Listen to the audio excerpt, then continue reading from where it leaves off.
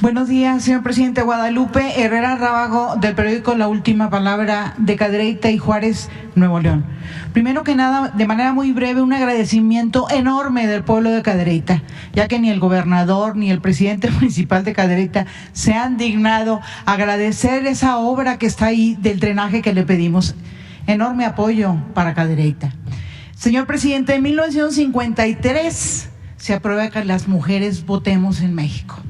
Para mí eso fue maravilloso, escuchando las historias de mi madre y de mi abuela, de cómo era antes de ese día a después. Han cambiado mucho las cosas, he valorado mucho el papel de la mujer, trato de desarrollar el pensamiento crítico en las mujeres que me rodean. Vivo en un lugar muy difícil, Cadereyta y Juárez, Nuevo León, donde hay de 4 a 5 en promedio ejecuciones de mujeres. Yo le quiero, secretaria, dejar este pendiente, porque en Cadereyta y Juárez las mujeres ahora venden la droga. Antes eran los hombres, luego los muchachos, luego los niños, y ahora las mamás dejan la casa y los niños, y hay una gran cantidad de huérfanos después de las ejecuciones. Pero como quiera, las mujeres creo que van cambiando. Le menciono el papel de la mujer, señor presidente, porque en Cadereyta vemos muchas mujeres que seguimos paso a paso los aconteceres diariamente de este país. Cuando se dio el momento de la elección de la presidenta para la Suprema Corte de Justicia, nos alegramos si fuera Jazmín, si fuera Norma Piña, porque era mujer. Nos dio mucho gusto entre las que comentamos ahí, no importa, era mujer. Pero nos decepcionamos mucho de la ministra, de la presidenta ahora de la Suprema Corte de Justicia, con esa arrogante actitud, porque se puede esperar todo, que se equivoquen, inclusive en sentencias, pero que no respeten la institución. Usted fue electo por 30 millones de personas, ella por 6. Entonces nosotros estamos decepcionados de su papel. Yo estoy aquí, señor presidente, para suplicarle que no deje de apoyar a la mujer, porque aunque existan estos casos aislados de mujeres que no están comprometidas con ellas, con su entorno y con las demás mujeres, habemos muchas otras y hay muchas otras. Yo voy de salida ya, viene la nueva generación que tienen esa amor por su pueblo. Para eso estoy aquí, para suplicarle que no deje de apoyar a la mujer. Yo me siento muy contenta, orgullosa que mujeres como ella estén frente a instituciones tan grande. Imagínense qué diferencia García Luna a Rosa Isela, del cielo a la tierra. Además es mujer, que es garantía. Digo, no le quiero faltar el respeto a la presidenta, pero sí considero que habla mucho más su silencio al no desmentir los medios que han dicho que ella tuvo tal actitud con usted. Ese es un comentario que quisiera me respondiera. Y el otro, respecto a García Luna, precisamente, señor presidente, si lo llegan a condenar, ¿fue protección del narco o la guerra del narco como la planteó el presidente Calderón en su momento? Estamos preocupados también porque si no lo condenan, pues nos los van a mandar para acá. Y aquí, la verdad, señor presidente, con todo respeto, no hay respeto y no hay confianza en el Poder Judicial. Es cuanto, señor presidente. Gracias. Muy bien, pues mira, vamos nosotros a seguir apoyando a las mujeres. Hay constancia de que se les respeta, participan como no se había visto nunca en el servicio público. En el caso del gobierno federal, la mitad del gabinete prácticamente son mujeres, y me ayudan mucho, pero también en cuanto a los beneficios de los programas de bienestar. Ya, si no son mayoría las mujeres que reciben apoyos, ya están a la mitad, es decir, son beneficiarias igual que los hombres de todos los programas sociales. Hay casos como por ejemplo la entrega de becas para estudiantes, que son alrededor de 11 millones, la mayoría que reciben las becas, de los que reciben las becas, son mujeres. Y ya está en el programa Sembrando Vida, que es trabajo en el campo, también el porcentaje de mujeres beneficiadas con este programa es muy importante, ya pasa del 30%, y así vamos a continuar. Lo demás no es tan importante, aunque se sostiene que la forma es fondo. Lo que interesa es que el Poder Judicial actúe con honestidad, con rectitud, y que tenga como único amo al pueblo de México. El problema con el Poder Judicial es que desde hace mucho tiempo, sobre todo a partir del periodo neoliberal, se sometieron como empleados de grupos económicos, de grupos de intereses creados, nacionales y extranjeros. Entonces, jueces, magistrados, ministros, defensores de particulares, de potentados, atendiendo a los abogados de los grandes despachos de fiscalistas, los grandes despachos de penalistas, protegiendo a delincuentes de cuello blanco, inclusive defendiendo a empresas extranjeras en contra de empresas públicas, como es el caso, por ejemplo, de la Comisión Federal de Electricidad o de Pemex, donde los principales defensores de las empresas extranjeras en el sector energético son jueces, magistrados, ministros y otras instituciones que crearon durante el periodo neoliberal a partir de las reformas llamadas estructurales, que no fue más que la privatización de los bienes del país para beneficio de particulares. Bueno, crearon supuestos organismos autónomos. Por ejemplo, crearon un organismo para evitar los monopolios. Tiene un nombre, COFECE, ¿sí? Porque partieron para saquear a Pemex y saquear a la Comisión Federal de Electricidad, o para dejarles el mercado de la industria eléctrica y de los energéticos a particulares nacionales y extranjeros. Partieron de el supuesto o utilizaron como excusa el que eran monopolios Pemex y la Comisión Federal de Electricidad. Entonces habría necesidad de abrir el mercado para crear competencia.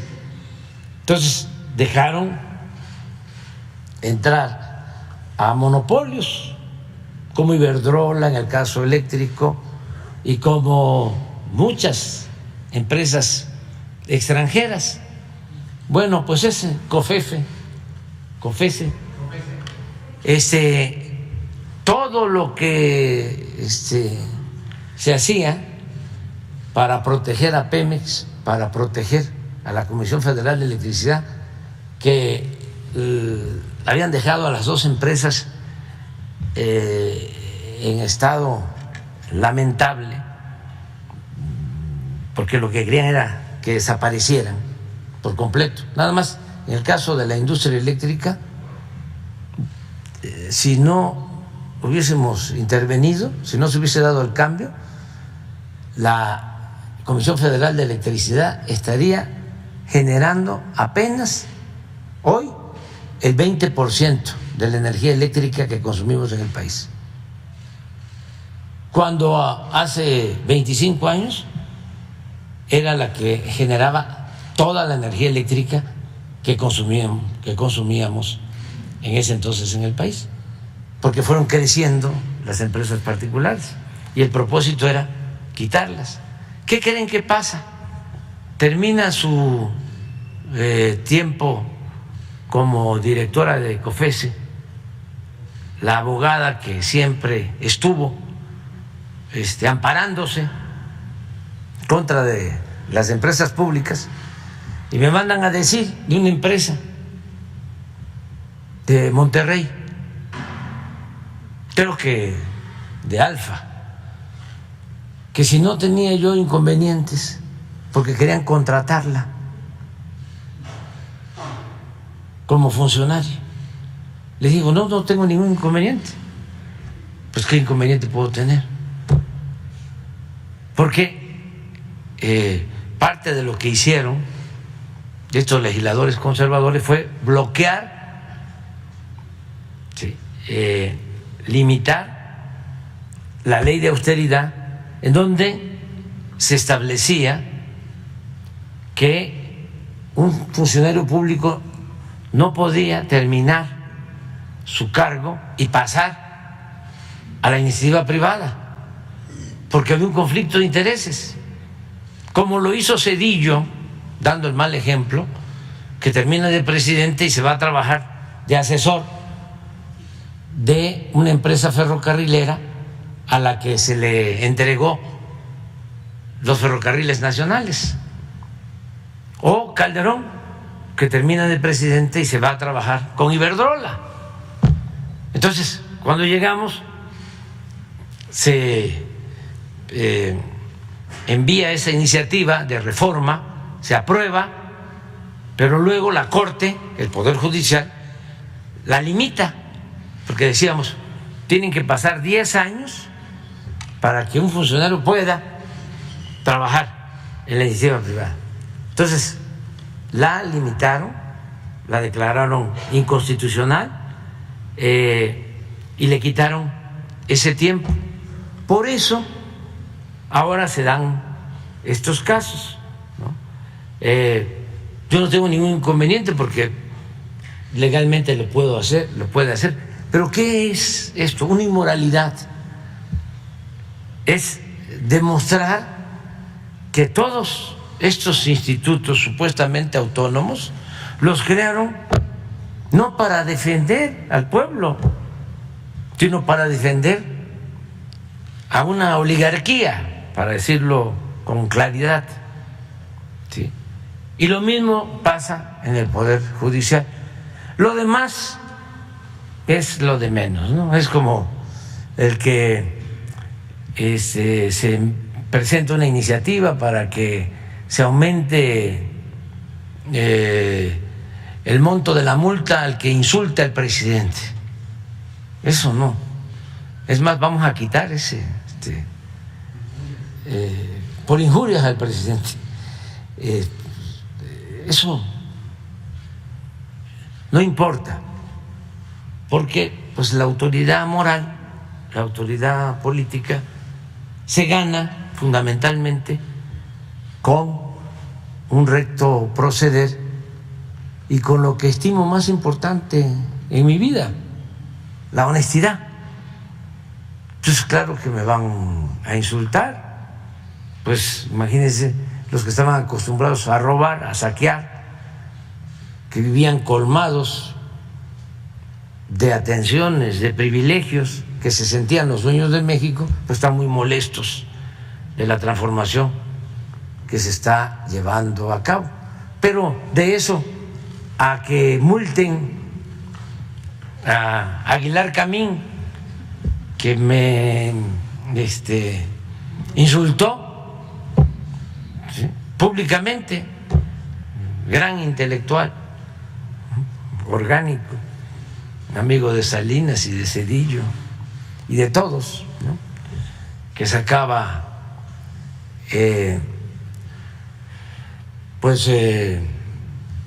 jugosas ganancias, ¿no?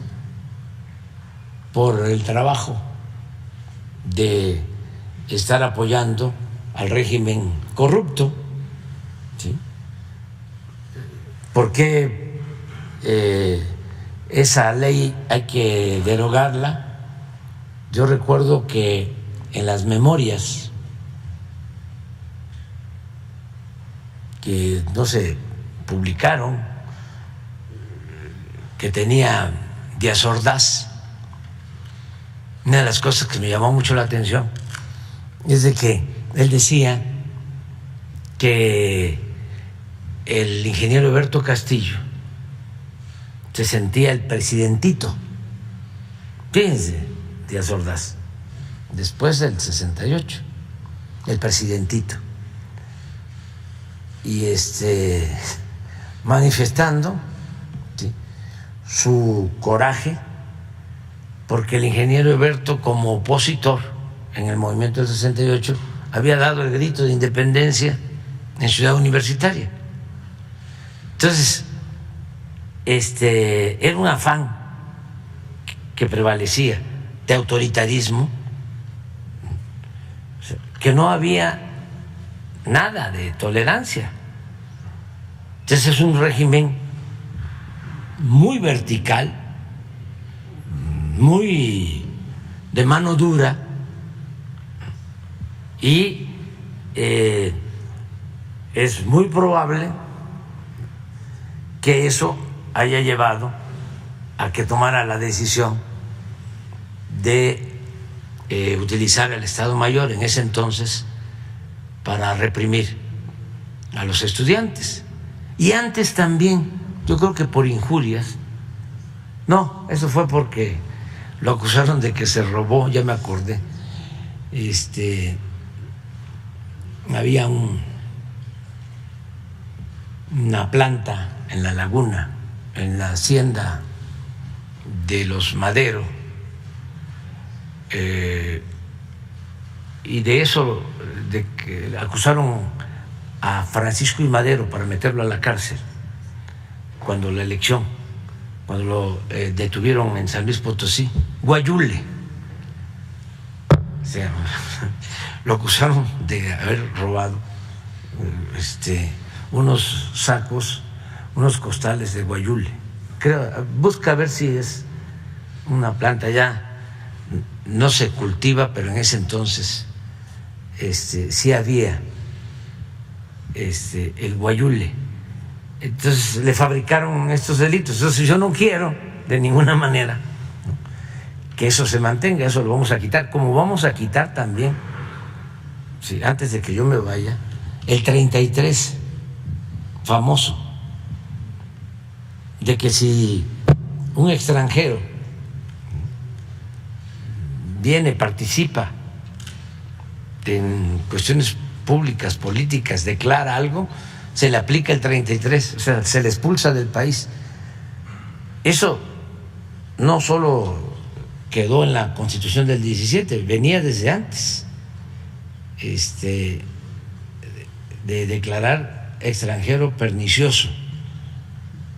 Ahora que vinieron estos conservadores de España, Vox, sí, yo hasta les dije que se quedaran más tiempo conviviendo aquí con sus colegas del bloque conservador,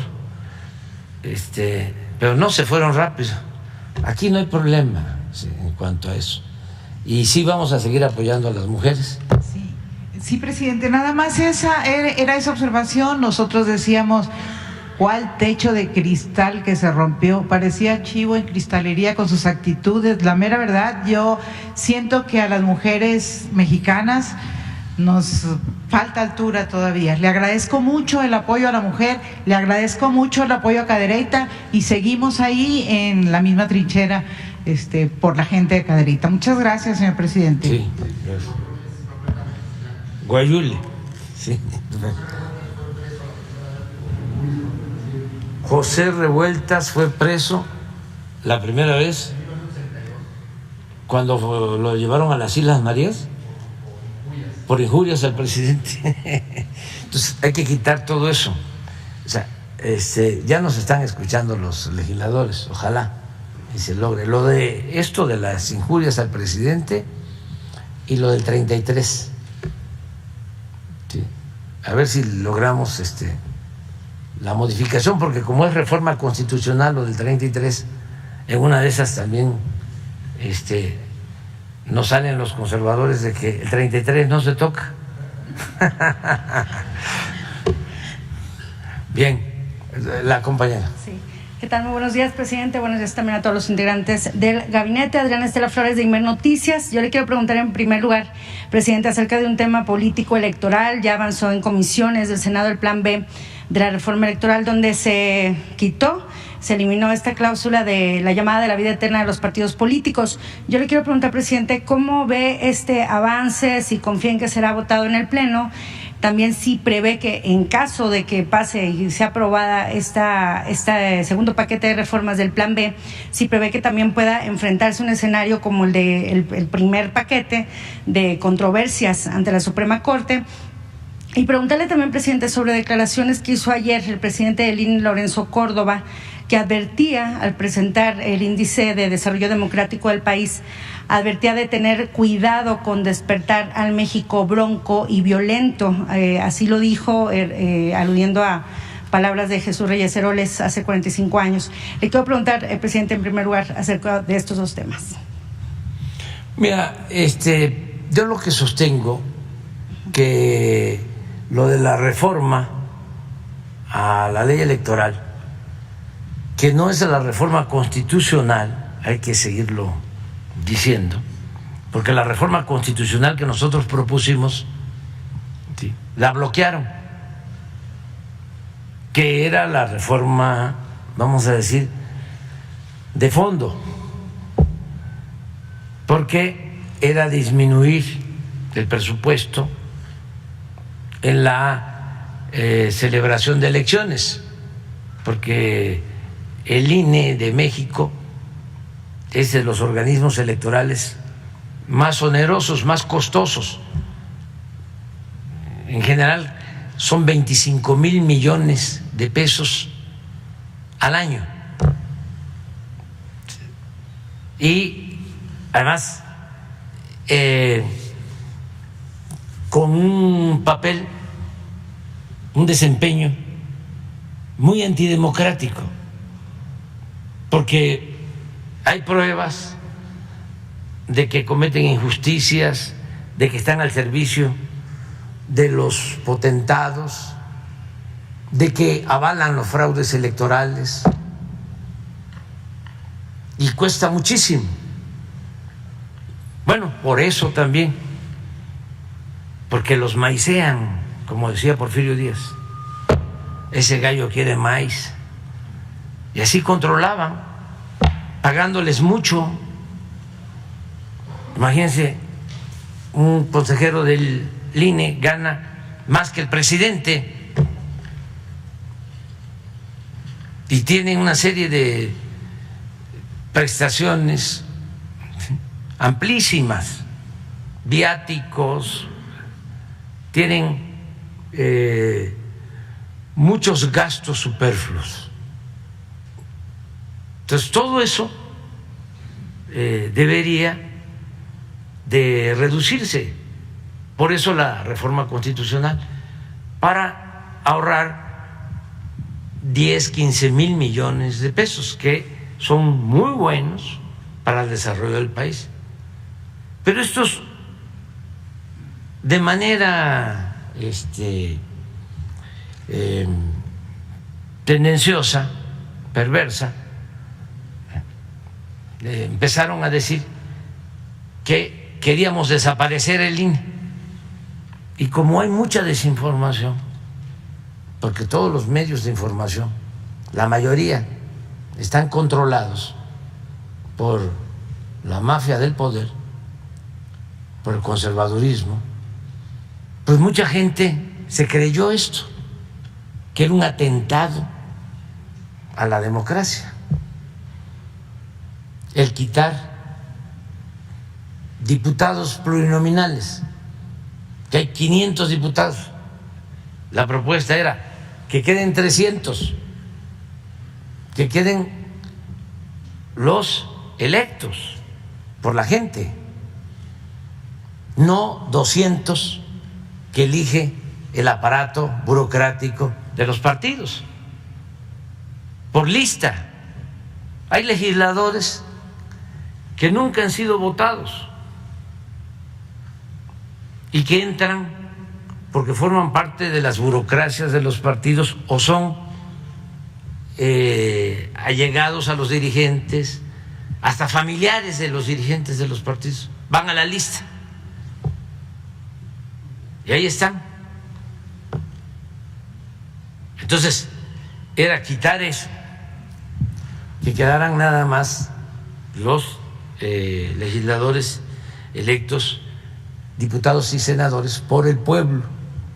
Se planteaba también en la reforma de que a los consejeros del INE, a la autoridad electoral, no fuesen electos por los partidos, porque ¿qué hacen los partidos? Estos que están ahora, los consejeros, ¿quiénes los eligieron? Los partidos. 3 un partido, 3 otro partido, 1 o 2 otro partido pequeño.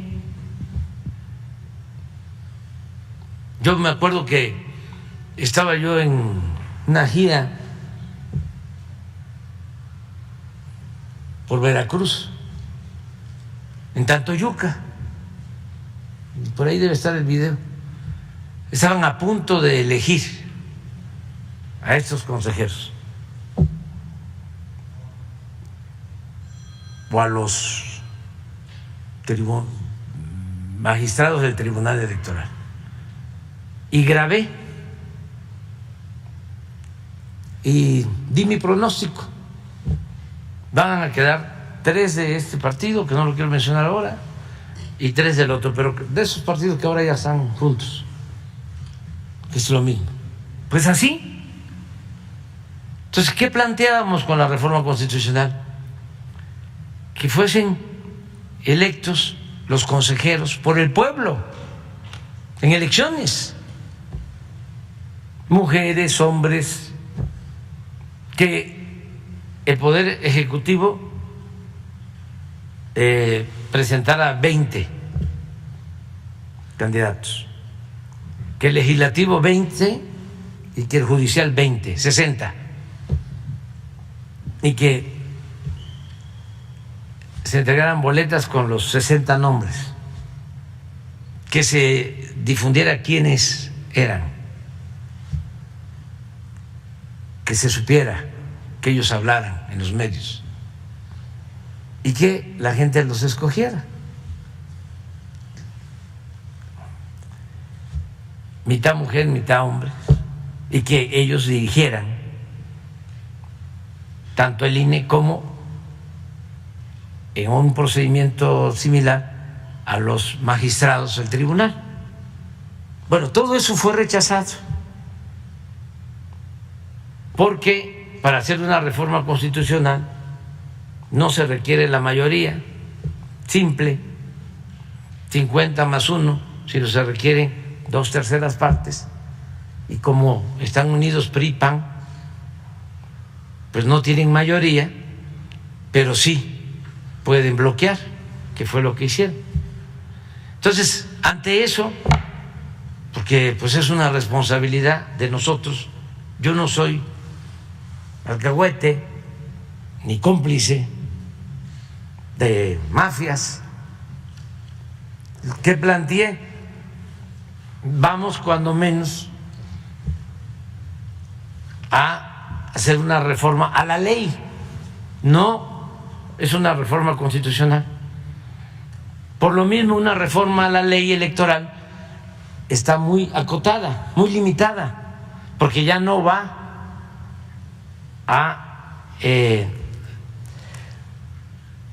transgredir nada de lo que está en la Constitución. No se puede. Entonces, el margen para la reforma a la ley electoral, pues es muy limitado. ¿Y qué es lo que se propuso? ¿Qué propuse? Bueno, un ajuste, reducir el gasto. Ah, no, también lo sostienen como un agravio a la democracia y han hecho toda una campaña sobre eso. Pero en el fondo no es eso. Fíjense lo que es la política o la marrullería de los conservadores en el ejercicio de la política. En el fondo lo que quieren es agruparse, utilizar cualquier bandera para atacar al gobierno que represento. O sea, no es que les preocupe la democracia, no, lo que quieren es debilitarnos, socavar al gobierno para que no avance y se consolide la transformación y que puedan ellos regresar por sus fueros a seguir robando o a seguir siendo parte de la clase política privilegiada. Ellos lo que quieren es que continúe el régimen en donde todos los intereses cuentan, menos el interés del pueblo. Por eso hablo de conservadurismo, porque es el que no quiere que cambien las cosas. El conservador quiere que se mantenga el statu quo, lo que ya estaba establecido, y nosotros lo que estamos buscando pues es una transformación. Entonces por eso se agrupan todos y están convocando a esta manifestación del domingo, nada más que lo sepa la gente de que van a venir porque hay un grupo de intereses creados, de corruptos, que quiere regresar al poder para seguir robando. Que lo sepan, para que no vengan aquí a decir, es que nos importa la democracia, es que se afecta a la democracia. Entonces, es importante que la gente sepa a qué viene y también con todo el derecho, si ellos están convencidos de que estaba bien el régimen de corrupción, de injusticias, de privilegios, pues que vengan. Si les gusta ese régimen, pues están en su derecho. O sea, es una especie de masoquismo, pero no se puede evitar, somos libres. ¿Ve a Córdoba en el liderazgo de este bloque, presidente? ¿Mande? ¿Ve a Lorenzo Córdoba en el liderazgo de este bloque? Claro, Lorenzo Córdoba y Claudio X González, ¿sí? Y Krause y Aguilar Camín, todos los que vivían del presupuesto o sacaban beneficios del presupuesto, que ahora pues procuramos que vaya al pueblo lo que iba a ellos, Presidente, lo que se les entregaba a ellos, o sea, porque se dedicaban a medrar. Imagínense si los periodistas que recibían muchísimo dinero, los famosos, porque yo calculo que les entregaban a los medios de información, nada más a los federales, digo, a los que cobraban el gobierno federal o dinero del gobierno, del presupuesto federal, como unos 20,000 millones al año, porque era como lo contó uno de los testigos, que fue tesorero en Coahuila, que de repente se ponen de acuerdo con el dueño de un periódico y a él le toca llevar las maletas y era puro dinero en efectivo. Eso no queda registrado. Bueno, él mismo habla de que era una factura apócrifa, una factura sin registro. Entonces era muchísimo el dinero. Ya aquí hemos sacado lo que le daban a Krause, lo que recibía Aguilar Camín, los principales periodistas. Además, es cosa de nada más indagar un poco dónde viven estos intelectuales orgánicos, dónde viven estos periodistas famosos. No viven en colonias de clase media. No.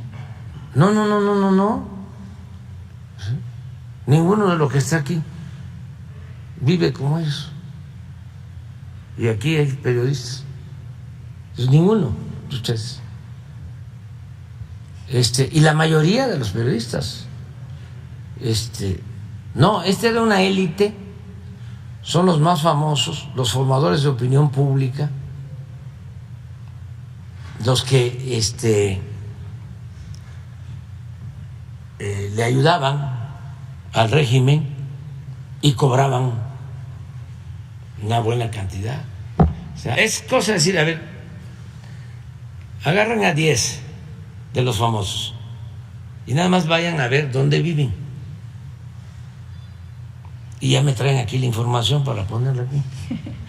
Presidente, me ayudan a eso. Le reitero mi pregunta sobre estas declaraciones de Córdoba. ¿Realmente existe este riesgo, presidente? Él señalaba, cuidado con despertar México bronco y violento si no se cuidan los logros democráticos. No hay ningún problema porque el pueblo es muy responsable. Y ya ellos se divorciaron por completo del pueblo. Porque nunca, además, estuvieron en correspondencia, en comunicación con el pueblo. Lorenzo Córdoba, pues, es el que se burlaba de unos indígenas, que mostró su racismo. Entonces, ¿qué amor le puede tener al pueblo? ¿O respeto? Nada. Ellos pertenecen a una élite, ¿sí? Es la llamada sociedad política,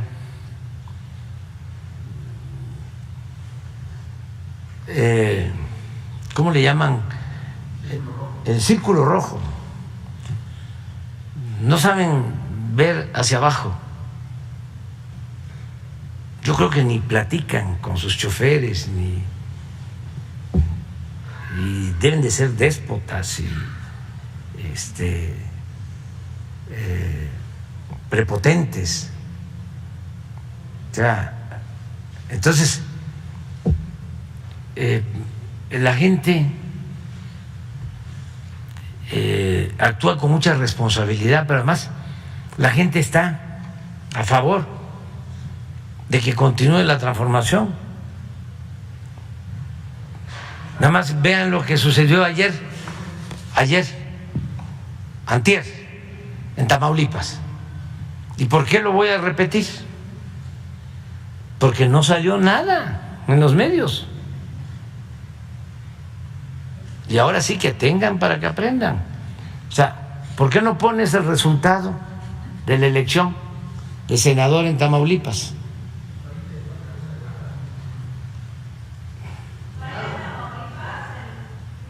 Sí, voy ahí, no, pero no ahora, pero lo que quiero es mostrarle lo que ocultaron los medios convencionales.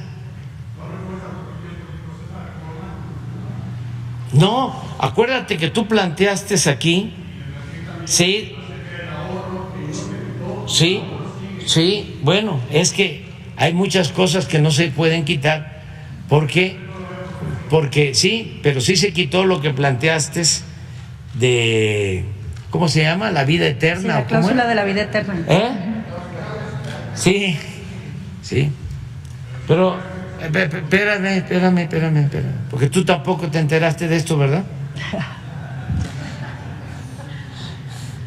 Esto es lo que pasó el domingo en Tamaulipas.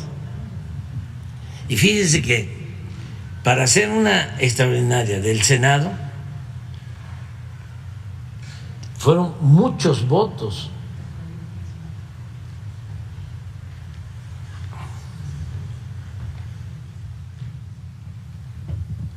El candidato del Verde, porque esto es lo que debería de estar tomando en cuenta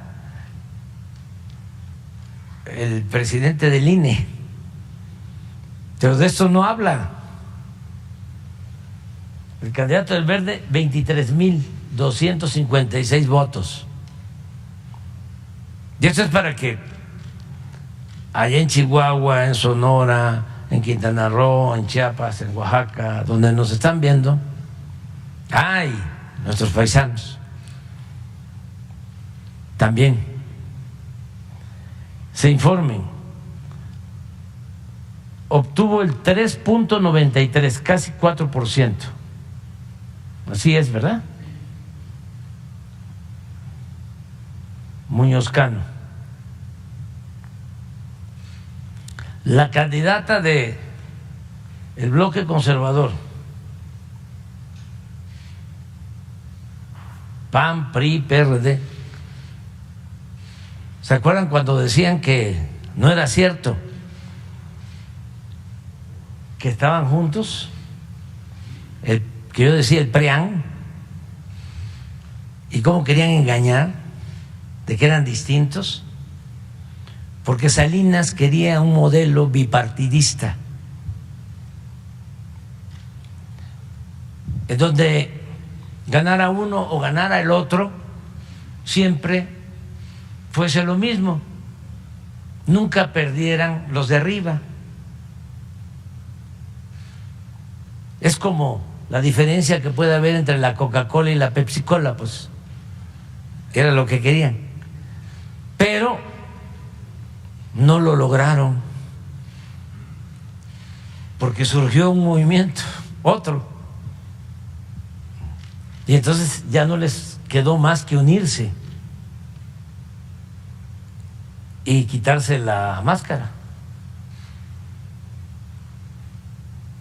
y ya forman un bloque conservador, que esta es la formalidad, pero aquí está Claudio X González, aquí están algunos empresarios que, como los hijos predilectos del antiguo régimen, banqueros y empresarios, no todos los empresarios, pero sí un grupo muy selecto que no pagaba impuestos, como ahora tienen que pagar, están molestísimos. Y a este bloque pertenecen pues los dueños y algunos periodistas famosos. Porque cada empresa periodística, porque no es que el periodismo lo lleven a cabo los periodistas o los comunicadores, son empresarios y tienen una empresa de comunicación o de información o periodística para chantajear, para amenazar y para obtener prebendas como una forma de presionar. Entonces aquí están también ellos, no todos los periodistas, desde luego, hay excepciones honrosas. Y aquí está también estos grupos de intelectuales que se fueron formando desde Salinas, tanto el grupo de Krause como el grupo de Aguilar Camín, que incluyen historiadores, antropólogos, hasta gente dedicada a la ciencia, a la tecnología, pero se agrupan aquí. Porque, por ejemplo, en el CONACYT, ¿qué había? En ciencia y tecnología, la mayor parte del presupuesto lo utilizaban cuando dominaban ellos para financiar a empresas particulares. O sea, la investigación no se dirigía a obtener productos que beneficiaran al pueblo, sino se daba subsidio a empresas particulares para productos comerciales. Entonces, aquí este bloque, que es muy interesante, pero miren, 130,000 votos, 22%. Y acá, Morena, que apenas si se ve más el PT, con este candidato José Ramón Gómez Leal, 421,000 votos.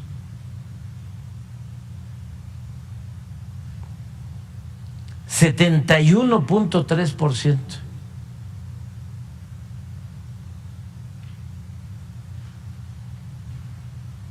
Entonces, tengo que estar tratando estos temas porque no salen en los medios, porque los medios convencionales ahora se dedican como nunca a atacar al presidente, como nunca. El antecedente más remoto, pues, fue lo que le hicieron a Francisco I. Madero con el llamado Fondo de los Reptiles.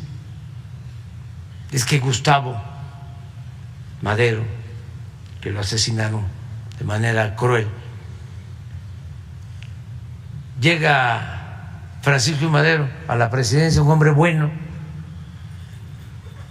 y quería la libertad, incapaz de censurar a nadie. Y a Gustavo Madero le molesta, ¿no?, que todo el periodismo sometido a Porfirio Díaz se vuelve opositor, y por eso le sale la frase esa: le muerden la mano al que les quitó el bozal. Eso no se lo perdonaron nunca. Por eso se necesita tener estómago para leer la crónica de cómo lo asesinaron. No cualquiera resiste esa crónica sobre la crueldad, sobre la manera en que lo asesinan con tanto odio. Entonces, esto es lo que está sucediendo. Ayer, por ejemplo, fíjense cómo se han perdido medios como Proceso, que era de lo poco que había, de lo muy poco, como órganos independientes en la época del autoritarismo, porque con Huerta, después del asesinato de Madero, todos se vuelven a alinear. Se convierte en director del periódico porfirista después del asesinato de Madero. Con Huerta se convierte en director del Imparcial, así se llamaba el periódico que protegía a Porfirio Díaz, y se vendía mucho. Se tiraban 120,000 ejemplares diarios en aquel entonces. No hay ningún periódico ahora menos con las redes. Pero Huerta pasa a ser, el poeta Salvador Díaz Merón pasa a ser director con Huerta del periódico El Imparcial. Hijo, un gran poeta. ¿Sí? Y empieza a arrastrarse. Y se someten periodistas y escritores y todo. Y a partir de ahí, hasta ahora, porque pues ni modo que Televisa atacara a Peña. El presidente Peña tenía el apoyo de todos los medios de información. Pues no solo Televisa, todos los medios. Y antes, de Peña, Calderón, silencio de todos los medios cuando se roban la presidencia. Silencio. En Reforma, cuando protestábamos y que se hablaba de que había marchas hasta de 500,000, 800,000 personas, 1,000,000, empezó a contarnos con notarios públicos y con alfilercito. Decía, no son 500,000, son apenas 200,000. Y completamente a favor del fraude. Y todos los intelectuales, Krause, Aguilar Camín, todos firmando. Lorenzo Córdoba, firmando desplegados de que no había fraude en el 2006. Entonces les pagan, después lo nombran presidente del INE, por poner un caso, pues. Entonces, ahora es un comportamiento distinto. Les decía yo del Proceso. No sé si está aquí la directora de la compañera, la reportera. Ah, sí. Nada más, no es nada contigo, ¿eh? Nada contigo y no es nada personal. ¿Sí? Nada más es que se trata de asuntos de mucha profundidad, porque está en juego la transformación de México y nos ha hecho mucho daño, ¿sí?, el régimen autoritario, corrupto, antidemocrático. Nos ha dañado muchísimo como país. Eso es lo que ha impedido que México sea una gran potencia, no solo en lo económico, sino por su grandeza cultural.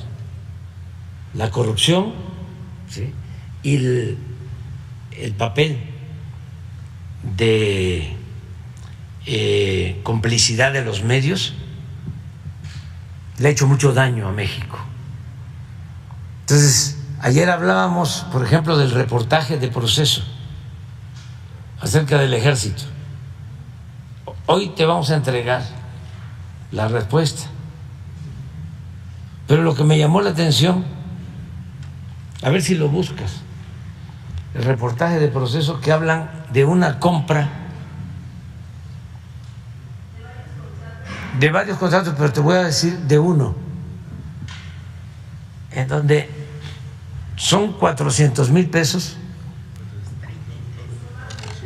A ver, déme.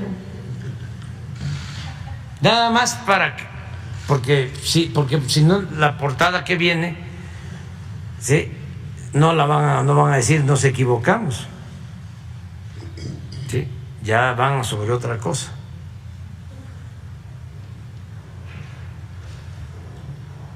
El artículo dice: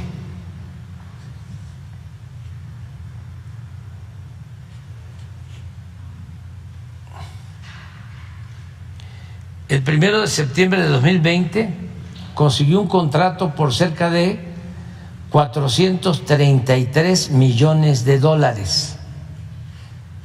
433 millones de dólares, es lo que dice el artículo, de una empresa que recibió este contrato de la Secretaría de la Defensa. La empresa Intaman.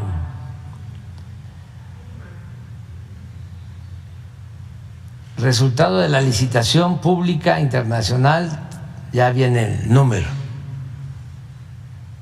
Observaciones a lo que afirma el proceso. De la licitación mencionada se adjudicó únicamente la partida 7 a la empresa de referencia por un monto de 432,909 dólares. O sea, ustedes dicen 433 millones de dólares. 433 millones de dólares. Estamos hablando de 8,000 millones de pesos. Más o menos, ¿no? Ayúdenme. Sí. 433 millones de dólares. Y el contrato es de 423,000 dólares. O sea, 8 millones. Se equivocaron por muy poquito, ¿eh? No, por eso digo, es que hicieron muy bien las cuentas. Lo voy a repetir. O sea,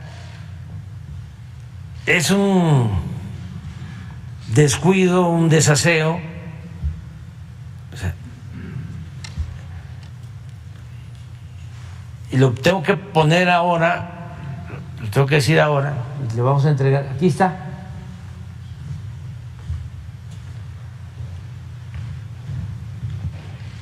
Esto sacaron 433 millones de dólares, que sí son 8,000 millones de pesos, y fueron 432,000 dólares, 8 millones. De 8 millones a 8,000 millones.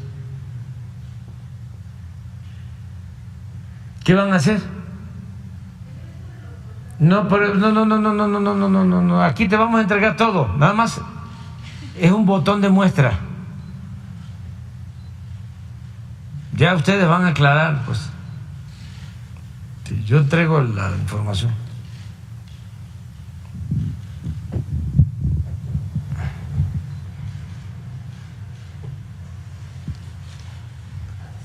Todo se puede hacer, menos el ridículo.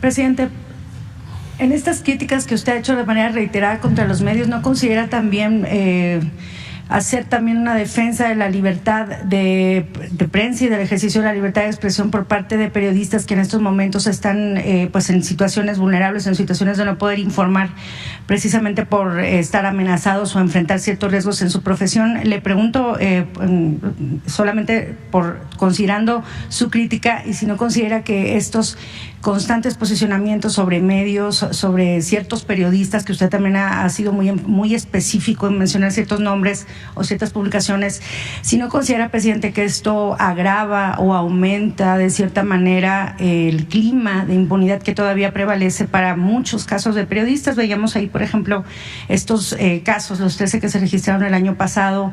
Se ha reportado también el caso de un periodista, Abisaí, se llama también en el estado de Hidalgo. No agrava, presidente, esto se lo pregunto como reflexión. No, es que la mayor parte de los medios pertenece, ¿sí?,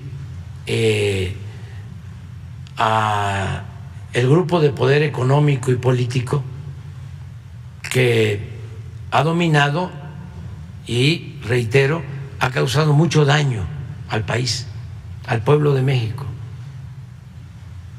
Entonces, se sentían intocables. ¿Sabes qué les molesta? De que ellos nunca eran noticia, nunca. Y ahora, pues como forman parte de la misma clase dominante, pues tienen que ser noticia. Pero hay otros que no, presidente. No, pero siempre yo aclaro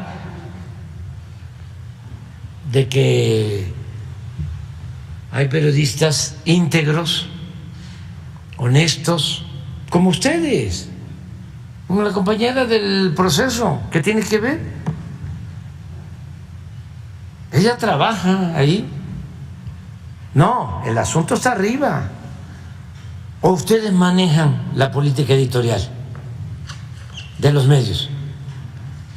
¿Ustedes creen que el que sale en el noticiero de la radio, en el noticiero de la televisión,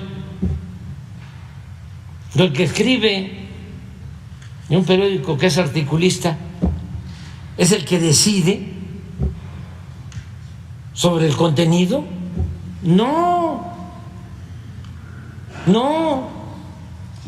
se decide arriba. Entonces, lo que queremos es que haya libertad de prensa, que no negocien con la libertad de prensa unos cuantos. Y esto no tiene que ver nada con los periodistas, para nada, al contrario, nuestros respetos.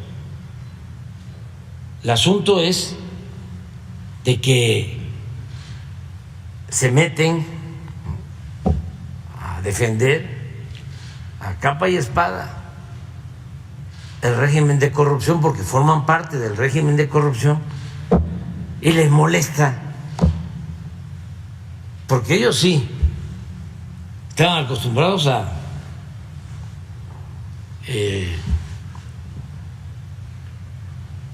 cuestionar a fondo. Eran los jueces, ¿no? Y resulta de que pues no tienen autoridad moral. Y no solo es un asunto menor, es que si la prensa, si los medios actúan de manera tendenciosa en favor de una banda de malhechores o forman parte de una banda de malhechores, de una pandilla de rufianes, entonces ¿qué futuro tiene el país? Hay una frase que acabo de ver hace 2 o 3 días, a ver si la encuentran, de Chomsky, sobre la opinión general o el papel de los medios empresariales. A ver si la consigue. Porque es interesante el tema. Y la mayoría de los medios, la mayoría de los periodistas, mujeres y hombres, pues gente buena, y hay algunos que incluso, hasta creo que los de Reforma que vienen aquí, que se portan muy bien, son muy respetuosos, muy correctos,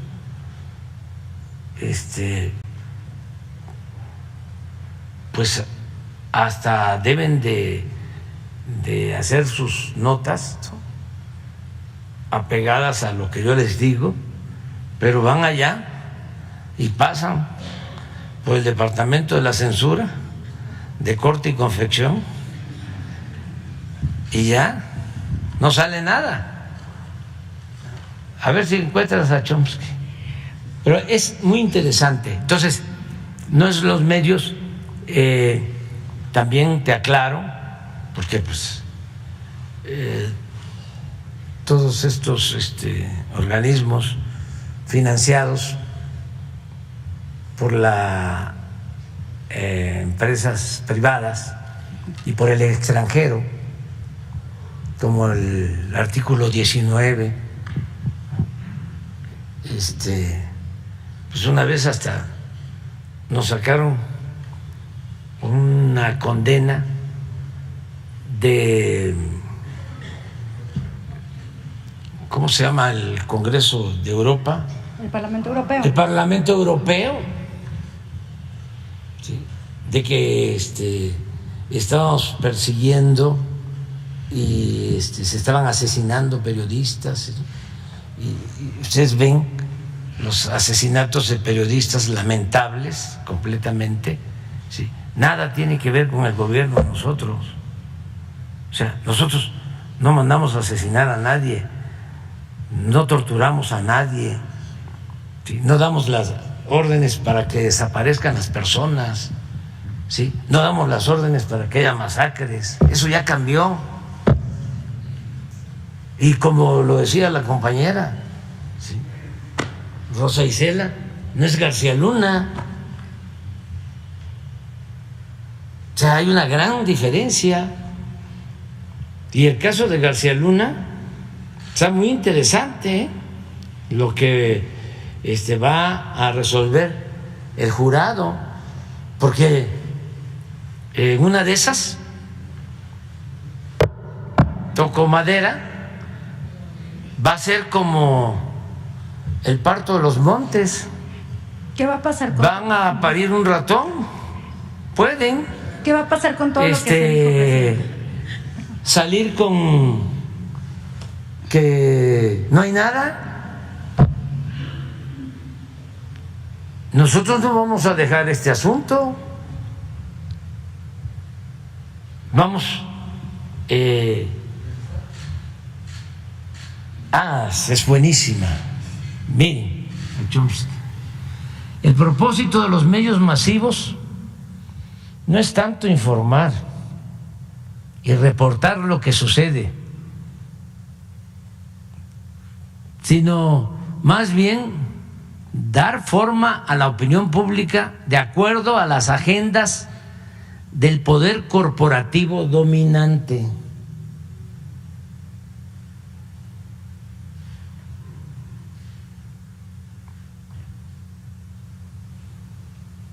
Ustedes no se dejen, se pueden quedar callados, pero vendan su trabajo, no su conciencia. Presidente, y ya nada más se me permite, ¿qué va a pasar con estas investigaciones, sobre todo lo que se dijo en el juicio contra García Luna allá en Estados Unidos? ¿Se van a abrir investigaciones aquí en México con base en esta información? Imagínense si sale en el juicio de que el señor sus bienes los consiguió con unos créditos, con tandas, cuando existe una denuncia en Florida en donde el grupo que él representaba en todos los negocios llegó a manejar alrededor de 700 millones de dólares y tienen unidades habitacionales. ¿Cómo se llaman estas? No es unidad habitacional, eso es donde viven los trabajadores o las clases medias. No, conjuntos, departamentos, pues, en una torre 10, en otra torre otros 10, casas, yates, y ahí está la denuncia. ¿Cómo es que en una investigación de este tipo, que tardan 3 años recabando pruebas, resulta que una de las primeras decisiones que toman en la Corte es que no se va a tomar en cuenta lo adquirido por García Luna después de que terminó su encargo como secretario de Seguridad Pública? Que nada más, es rarísimo, se puede investigar lo que obtuvo en el tiempo que fue secretario de Seguridad Pública. ¿Qué no sabían en la Corte de Estados Unidos? Que existía esta denuncia en un juzgado de Florida. ¿No lo sabían los fiscales?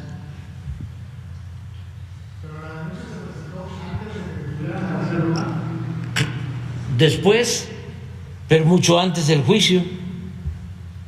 La denuncia se presenta en el 2020 y estamos en el 23. Casi, o sea, a García Luna lo detienen creo que en el 19, del 19, y la denuncia se presenta 20 o 21. A ver, ¿cuándo se presenta la denuncia? En el 20.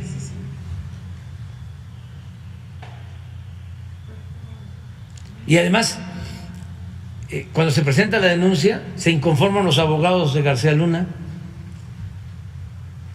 y porque sostienen de que si los supuestos actos de corrupción se cometieron aquí, no tienen por qué ser juzgados, o no puede por qué aceptarse, no tiene por qué aceptarse la denuncia en Florida. Y se reafirma por una instancia a la que acudieron de que sí era correcto presentar la denuncia civil en Florida porque ahí están los bienes. O sea, no estamos hablando de una denuncia que se presentó y que se quedó congelada. No, ya se está litigando por las partes.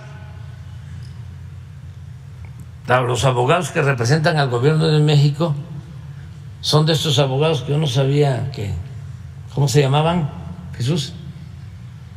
Estos que cobran por pro bono,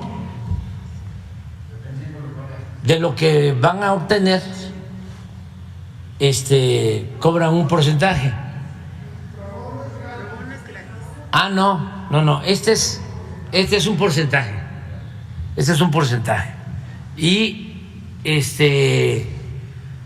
a nosotros nos importó mucho porque independientemente de las acusaciones contra García Luna y contra los relacionados con García Luna, pues están los bienes de México, que suele pasar que siempre se quedan en Estados Unidos. Entonces, con esta denuncia lo que se busca es que esos bienes se recuperen. Pero es contestando tu pregunta, va a ser muy importante esperar el resultado. ¿Se tomarán en cuenta estos elementos para investigar aquí en México a Felipe Calderón también, presidente? Vamos a ver lo que resulte. Nada más que tenemos que ventilarlo todo, porque la vida pública tiene que ser cada vez más pública, y vamos a esperar el resultado final del caso. Gracias. Sí, está decidido, nada más estoy haciendo una investigación sobre cómo es el procedimiento, pero claro que sí. Fíjense, si no me va a extrañar el juicio, que al final de cuentas yo fui el único señalado. Esto me recuerda a la elección del 2012, que acusamos al candidato del PRI, el licenciado Peña, de haber gastado más, como se demostró después, sí, con lo de Pemex, con lo que ya declaró el director de Pemex, con lo de Odebrecht, que habían gastado más de lo establecido en la ley en su campaña, habían rebasado el tope. ¿Qué creen que resolvieron los del INE y los del tribunal? Que no, que él no había gastado más. El que había gastado más era yo, que yo fui el que rebasé el tope. Pues así está esto. Está interesante, ¿no? Entonces vamos a fondo. Además, también me llamó mucho la atención cómo es que no entra lo de Rápido y Furioso. Si hay hasta un expediente en Estados Unidos, la entrada de armas, ¿sí? Por un convenio entre autoridades de Estados Unidos y autoridades mexicanas. Es lo que vamos a ver, si se está protegiendo a quienes. Es la oportunidad de ir a fondo. Estados Unidos tenía antes dos grandes instituciones, bueno, tres, desde su fundación, y esto lo describe muy bien Tocqueville en su libro La democracia en América, una institución que todavía está vigente, es la de la democracia participativa, fíjense. Todavía hay lugares en Estados Unidos en donde si se va a podar un árbol en una colonia, se tiene que hacer una consulta. Eso viene de la fundación de Estados Unidos, desde la llegada de los ingleses, la democracia. Otra institución importantísima era su prensa, completamente libre. Eso se fue perdiendo, porque ahora los periódicos más famosos están sometidos a intereses. Y la tercera institución rigurosa, ejemplar, era el sistema de procuración de justicia, el sistema judicial. Por eso, fíjense, todos los opositores mexicanos, todos los rebeldes, opositores al autoritarismo en México, desde Hidalgo, ¿por qué detienen a Hidalgo? En Coahuila. Iba al norte, lo detienen en Coahuila, ¿cómo se llama ahí? Cerca de Monclova, donde lo detuvieron. Acatita de Baján, cerca de Monclova. Iba al norte, ya lo toman preso y ya lo llevan a Chihuahua y allá lo asesinan, pero iba al norte. Juárez, cuando nos invaden, se va al norte, a Paso del Norte, lo que es ahora Ciudad Juárez, y a Chihuahua. Ahí está 2 años resistiendo. Madero entra después de que sale de la cárcel de San Luis Potosí, se va a San Antonio y entra de Estados Unidos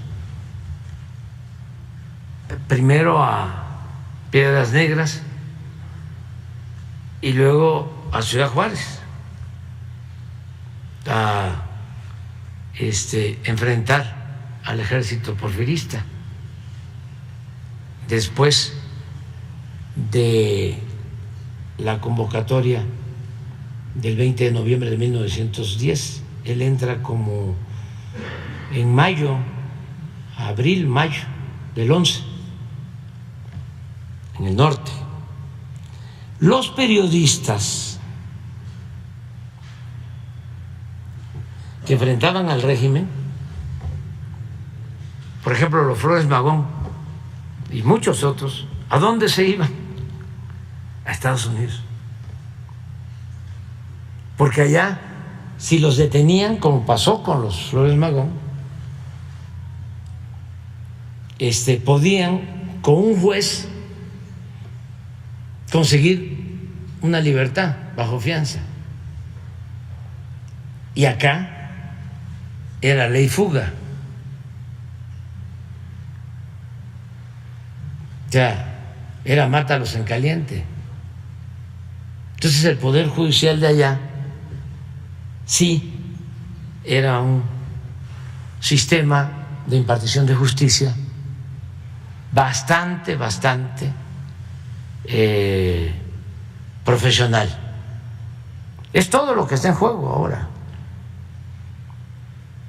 ¿Sí? ¿Qué tanto han mantenido sus instituciones con apego a la justicia, a la libertad, a la honestidad? Entonces es interesante el juicio de García Luna, lo que va a pasar. Estoy esperando que me informen cómo sería, en dónde es que procede, si procede, pero en unos días más vamos a saber. Aquí yo les informo.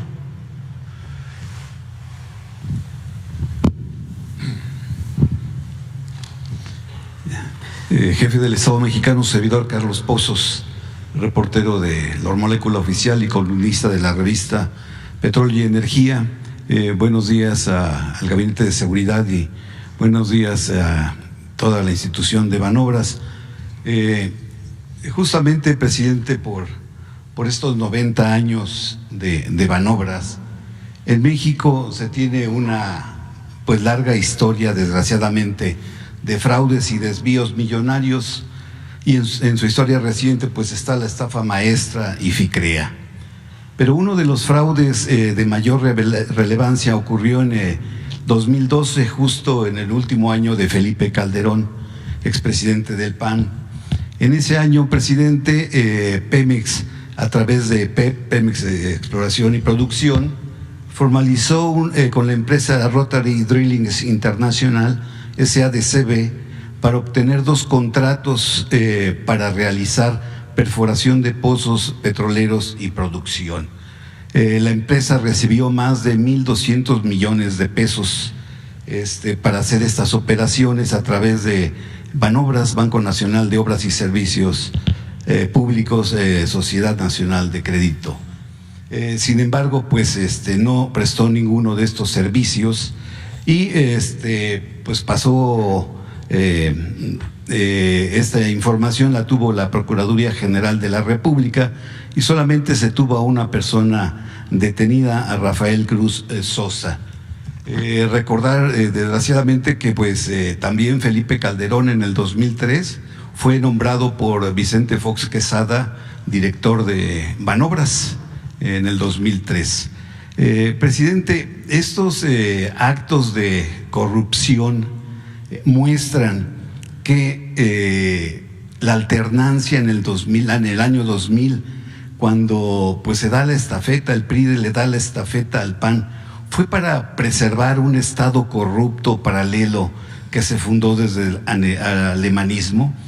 Y preguntarle, presidente, usted acaba de decir respecto a Genaro García Luna que probablemente pudiera pues hasta dejarse en libertad. Usted, como jefe del Estado mexicano, ¿sabe si la Fiscalía General de la República tiene la petición de extradición a través de la Secretaría de Relaciones Exteriores? Porque pues el policía del panismo no se encuentra en territorio mexicano. Pues sí, hay denuncias, hay esta civil y deben de haber denuncias penales también. Sí, hay denuncias penales. Lo de Banobras, me acordé ahora, fíjate.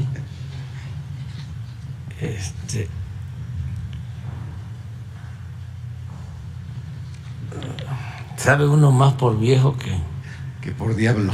No.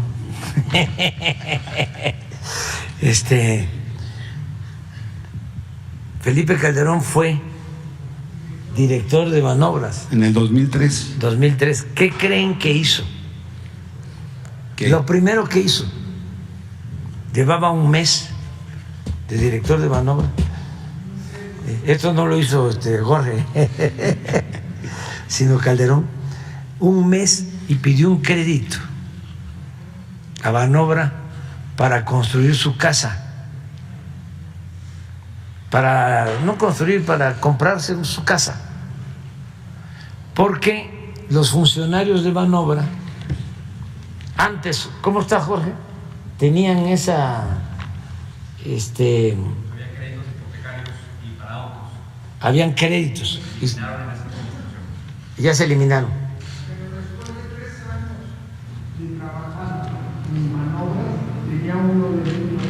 Después de 3 años, pero llegando, solicitó su crédito. Y luego, como se hizo público, con un amigo de un funcionario cercano a él, que trabajaba en un banco, en el canadiense, Scotiabank, transfirió el crédito, porque como fue un escándalo, pero lo primero que hizo fue otorgarse su crédito. Y yo estoy seguro que entonces, porque en ese tiempo, ¿cómo falta hacer periodismo de investigación, verdad? En ese tiempo habían también los fondos de ahorro para los altos funcionarios públicos. Si uno ganaba 100,000 pesos, dejaba 10,000 al mes, y el gobierno con ese fondo aportaba otros 10,000 y ya era un ahorro de 20 mensual. Cuando terminaban sus funciones, se llevaban todo el ahorro. Cuando pasaban a otra dependencia, ¿saben cuánto costaba mantener ese fondo de ahorro cada año? Esto es información para los que van a venir a protestar el domingo.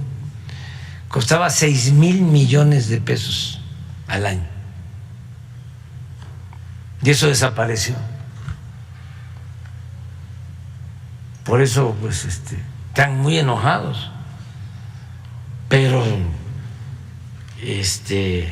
no se medían. El gobierno estaba ensimismado.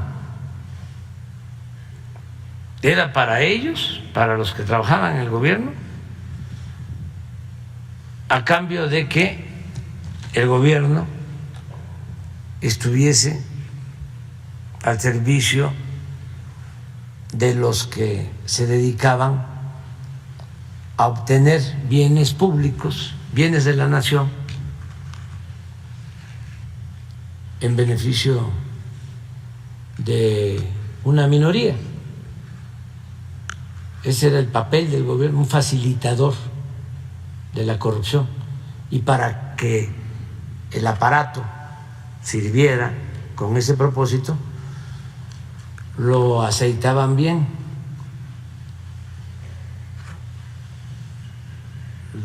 los trataban muy bien. Ya nos vamos a ir a desayunar, ya es. Pero mi segunda pregunta, presidente. Ya. Presidente, rapidísimo, la segunda pregunta, y es con motivo, porque luego dicen que sin pregunta de por medio, de mala leche, pero fíjese que, pues al parecer, el madrileño Joaquín López Dóriga Velandia, por ser español, desconoce que nuestro país, en materia de relaciones internacionales, mantenemos la doctrina Estrada, misma desde declarada en 1930, como principio que ninguna nación puede intervenir en asuntos internos de otra. El madrileño Dóriga, con su compadre Ricardo Rocha y sus voceros de Radio Fórmula, le recriminan todos los días ellos por qué no ha condenado a Daniel Ortega, presidente de Nicaragua. Presidente, la pregunta es, ¿condena usted la violación a los derechos humanos de los 222 nicaragüenses y les ofrecería la nacionalidad mexicana? Vamos a desayunar ya y mañana contestamos sobre ese tema. Bueno, muchas gracias, muchas gracias.